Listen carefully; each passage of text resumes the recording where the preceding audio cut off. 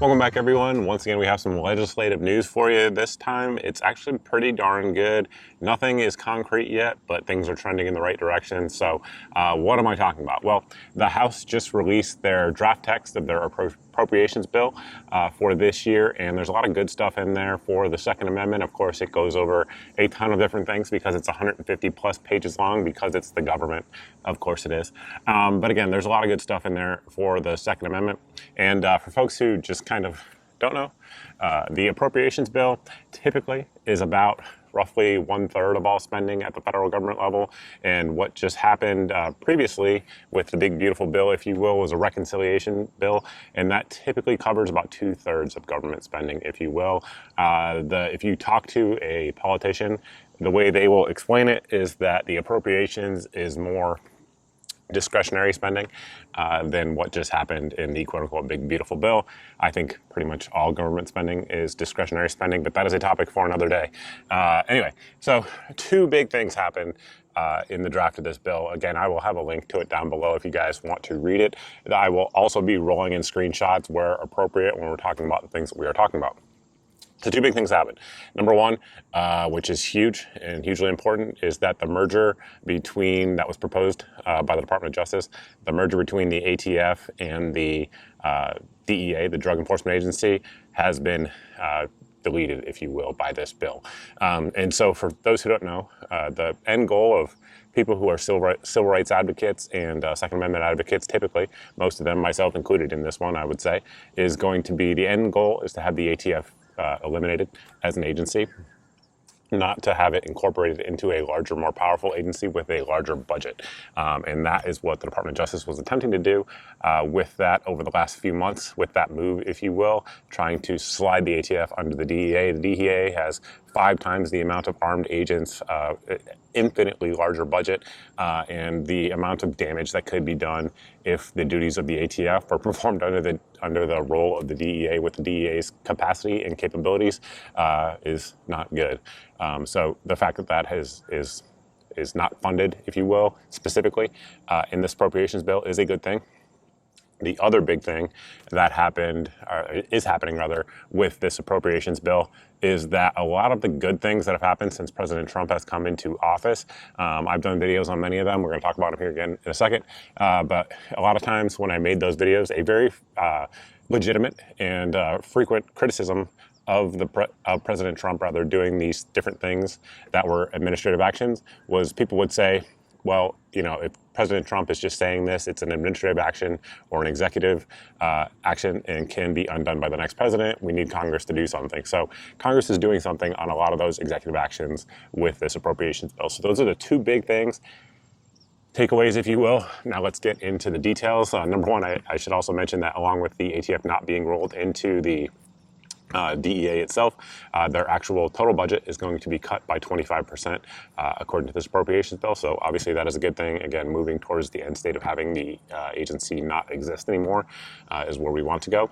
Additionally, there is funding in there for the NFA's the way that they're currently processing NFA forms, the National Firearms Act forms, quickly.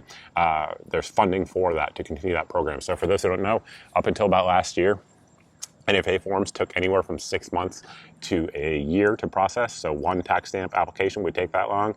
And since this program went into place and is now going to be funded, if this is signed into law, it's taking anywhere from 24 hours up to max 2 weeks, unless there's some sort of really weird background check issue going on with the person applying. So again, funding for that. So again, these executive agency decisions, again, now are either being funded or defunded. You're going to see a theme throughout what we're talking about here. This one is going to be something that's happened many, many times, has never been enforced. I have ranted about it here on the channel, but they're trying to do it again, which is good. They should be trying to do it. So the ATF's illegal gun registry is going to be deleted and defunded. Absolutely no money in the bill can be used for that under law. However, as we have talked about here on the channel before, this started out in 1986 with the Firearms Protection Act, or whatever the hell they call it, which is a terrible piece of legislation, but one good thing it had in it in 1986 was that it made it illegal for a federal agency to have a gun registry. Of course, as we all know, the ATF maintains a gun registry in their West Virginia headquarters. Anything that's on a 4473 that's ever been submitted to them is in that gun registry. It is unlawful by, I will say this, several different laws have made it unlawful over the years. The one that people always point to is the 1986 Firearms Protection Act. It ain't the only one. This would be another one that is going to pass right now. If this bill goes through and gets signed in the form that it is in, it will once again make it a crime for federal agencies to do this. Now, will anyone be prosecuted for it? Again, no one has in 40 years. But should they be? Yes. Every single person that is working towards that end should be prosecuted for it, and this will be more legal backup for that to happen. Will it happen? Again, I'm not holding my breath. Additionally, the frame and receiver rule has been defunded. This one's actually quite big. Reason for that is, as many of you guys may remember, the frame and receiver rule was went all the way up to the Supreme Court, and the Supreme Court upheld it, unfortunately. And then I made a video about that, stating that the Department of Justice could just rescind that rule because, again, it is an executive agency rule. For whatever reason, I don't know why. I don't know if there's some sort of long-term play here on this by the Department of Justice's attorneys. That rule has still not been rescinded. It could be rescinded today and it would not be in effect anymore. However, right now it is in effect. However, if this piece of legislation passes, it will be defunded. So once again, Congress will be preventing that rule from being carried out, if you will, at the federal level, which is fantastic. Once again, the pistol brace rule will be defunded, so no money can go toward enforcing any sort of brace pistols as SBRs or any other type of firearm that they are not. Again, that was an executive agency thing that President Trump did relatively early, and this, again, will codify that in federal law.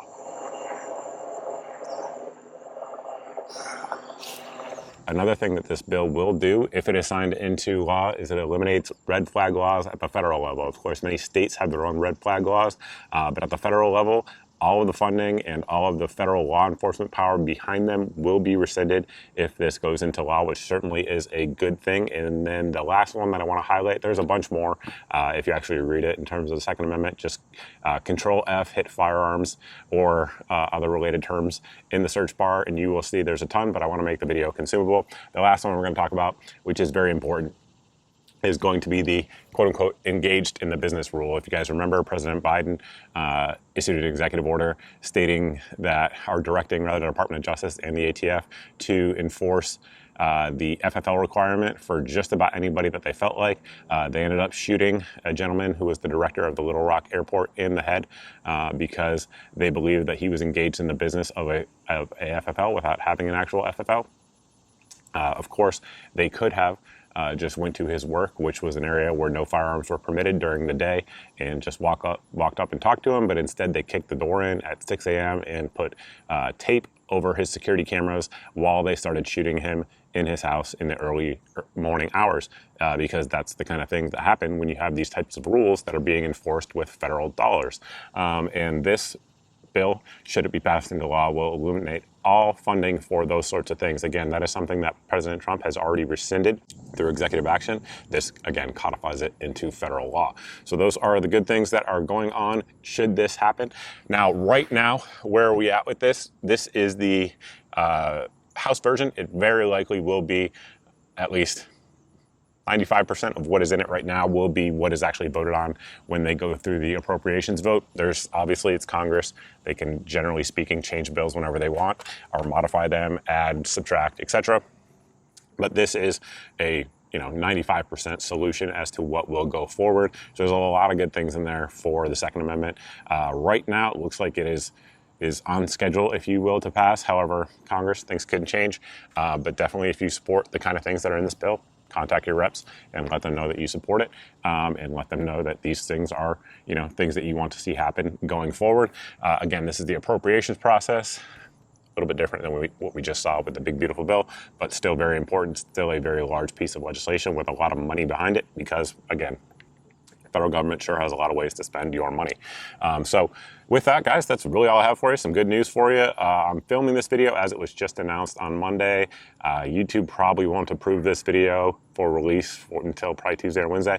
So that's probably when you guys are going to see it. So if anything has changed since then, apologies, but nothing I can do about that. So there is that. If you guys like this type of update, definitely hit that subscribe button. If you've hit the subscribe button and the notification bell on both YouTube and Rumble, and you're not seeing 2 to 4 videos a week here on the channel, you are being censored by an algorithm. Easy way around that is to sign up for the email at the website here on your screen. This email will get you signing up will get you put on 2 different email lists. Those lists include a daily deals email that goes out every single day, as the name indicates, and it has typically 8 to 10 of the best deals that we find around the internet. If the item, whatever it is, firearms, ammunition, optics, lasers, lights, etc., if the item is in the email on a given day, it's typically the cheapest, or it's not typically, it is the cheapest I know of for that day, for that item, anywhere on the internet. So that way, hopefully it saves you guys some time, because I've already done the price comparisons for you, and saves you some money as well.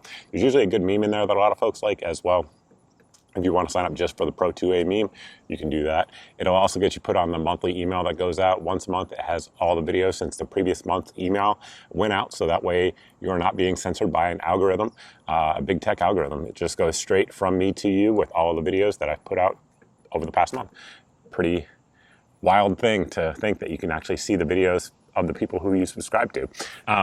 Additionally, we also have an SMS service that you guys can sign up for as well.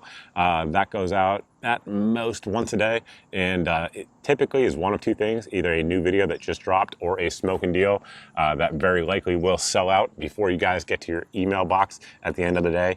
So that way it goes right to you, and you can sign up at the website here on your screen. And that's pretty much all I got for you. Thank you all for watching. I truly appreciate it, and look forward to seeing everybody in the next video.